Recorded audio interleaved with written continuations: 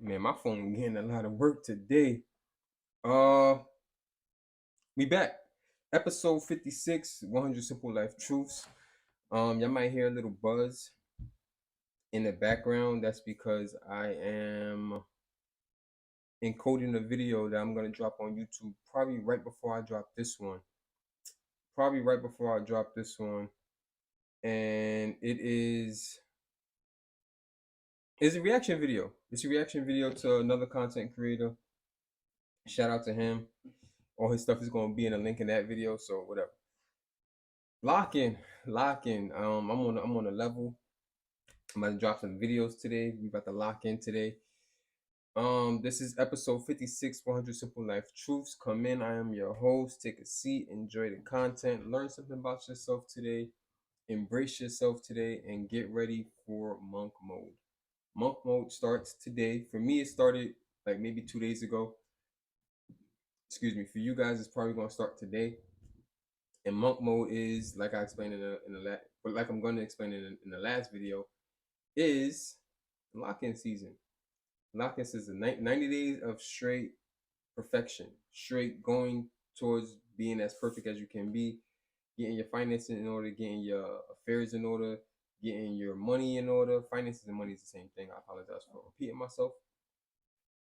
Just getting your life in order in terms of what you want to do and where you want to be in the next 5 to 10 years.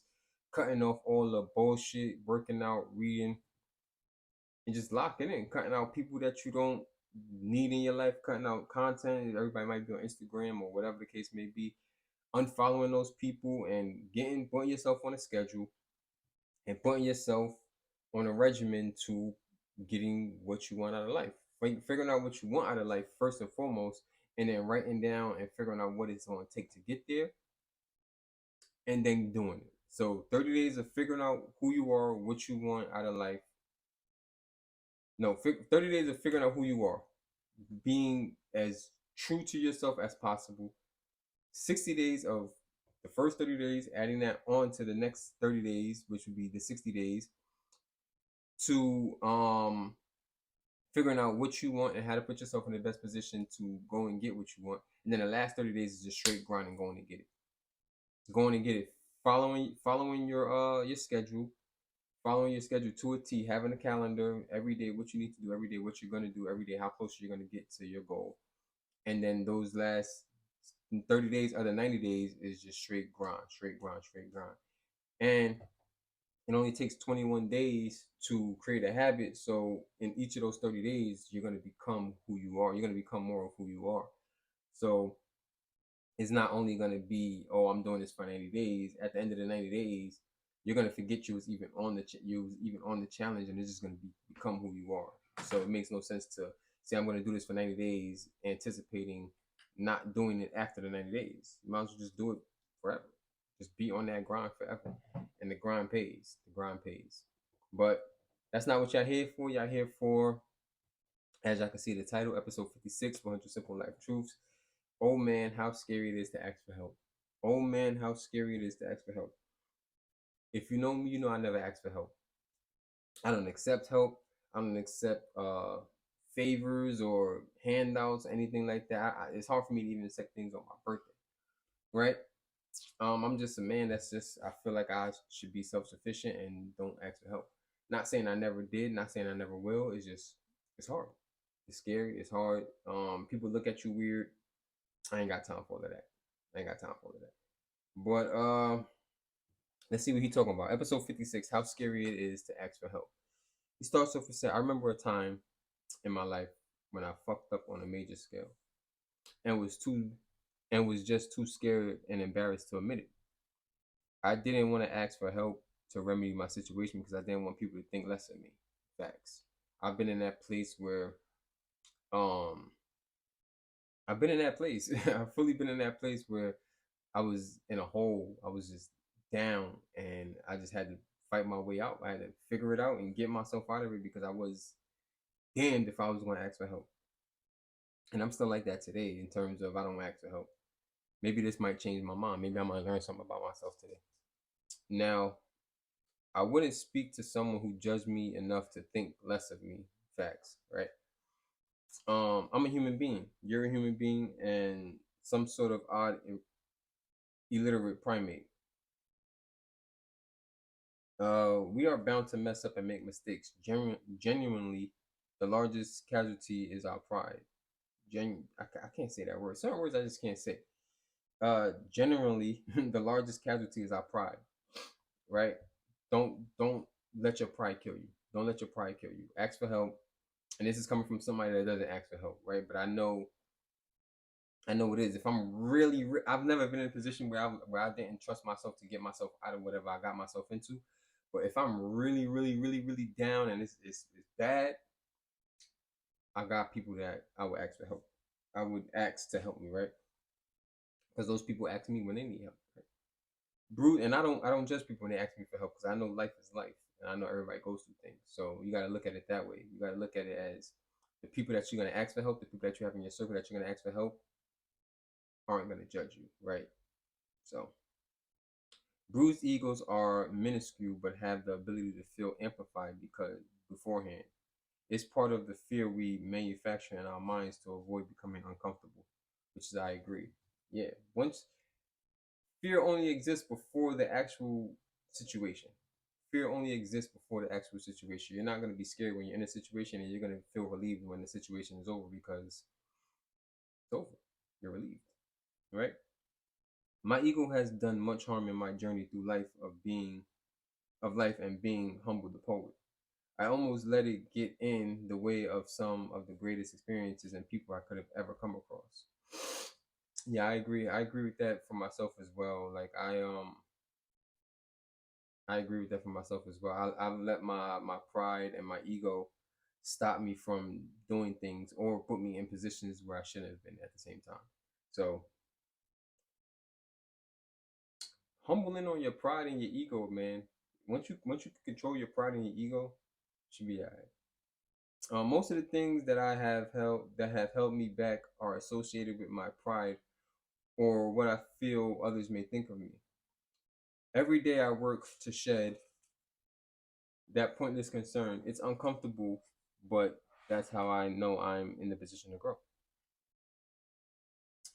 This whole series that I'm working on right here, this whole 56 episodes that we're on so far, this journey that we're on so far is 100% uncomfortable, but it's how you know you're in a position to grow.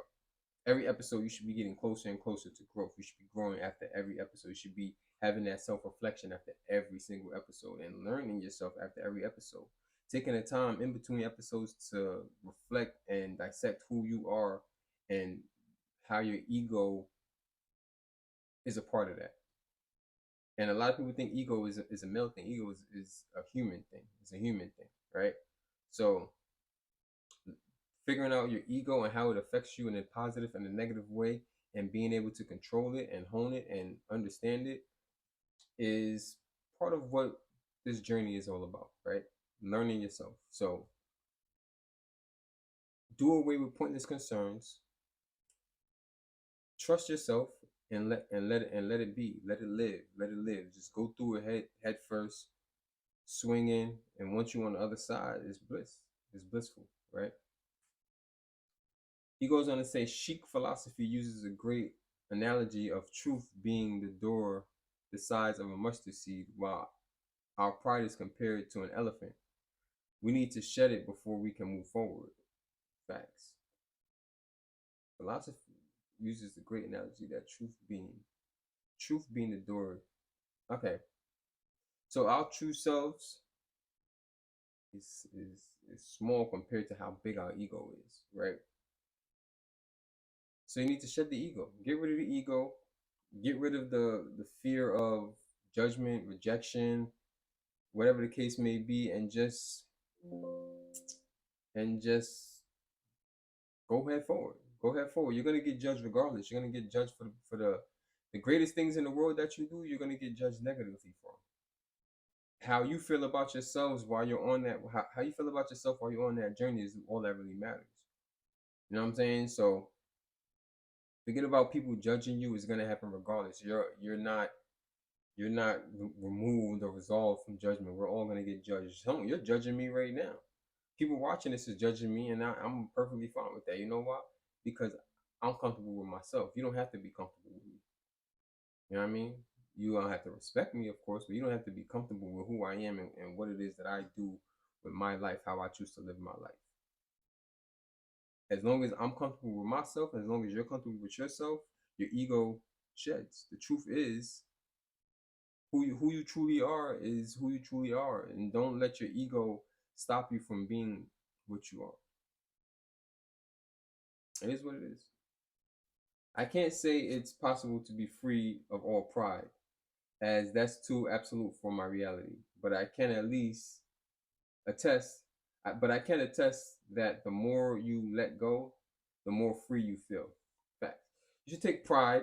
You should obviously take pride in your accomplishments. Take pride in the lessons. Forget the accomplishments. That's obvious stuff. We should be proud of the things that we accomplish in life, the things that we exceed in, the things that we excel in, the things that we accomplish. We should take pride in the losses. Yeah, I did that. I tried that. I failed at it though. I learned a lesson. Take pride. That's crazy. Take pride in the losses. Take pride in the losses because without the losses, there are no highs. No, there's no one in this world that just wanted everything, every single way, every single step of the way. Just one. It's impossible. Somewhere along that journey, they lost. And guess what? If they stopped after that loss, the subsequent wins would have never existed. And then the whole world would have been completely different. So take pride in the losses because they teach you how to move forward. Understand the losses, feel them, but take pride in them at the end of the day. When you're going through the loss, of course, you're going to be sad, you're going to be unmotivated. That's perfectly fine. Perfectly fine. But at the end of the day, you got to switch that around and take pride in it. I'm not saying don't have feelings, don't have emotions in terms of, oh, I took this loss, now I'm sad. Feel it. Be sad. It's perfectly fine. There's nothing wrong with being sad. Just don't let it become you. You gotta understand what feelings you want to feed. You gotta understand what feelings you want to feed and clean that plate. Clean the plate. Sometimes you may order some food at a restaurant, right? And you may order, let's say you order steak and mashed potatoes, right? And then they put some asparagus on your plate and you don't like asparagus. You know what you're gonna do? Eat the steak, eat the mashed potatoes, get rid of the asparagus, bro. I don't know what I'm saying, but it sounds good. The last part of this, he says, a lot of times that letting go can come in a form of reaching out to others. I feel like he's saying pass your burden on to other people, but I know that's not what he's saying, but that's the last part of it, so I don't know what he means by that. A lot of times that letting go can come in the form of reaching out to others.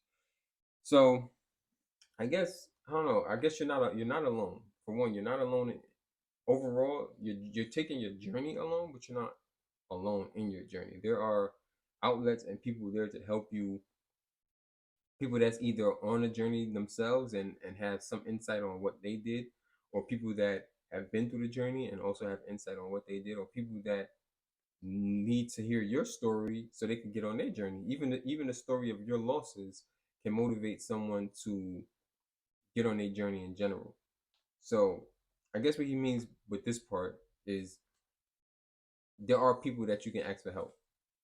You're not alone on this journey, and sometimes letting go takes the form of reaching out to other people and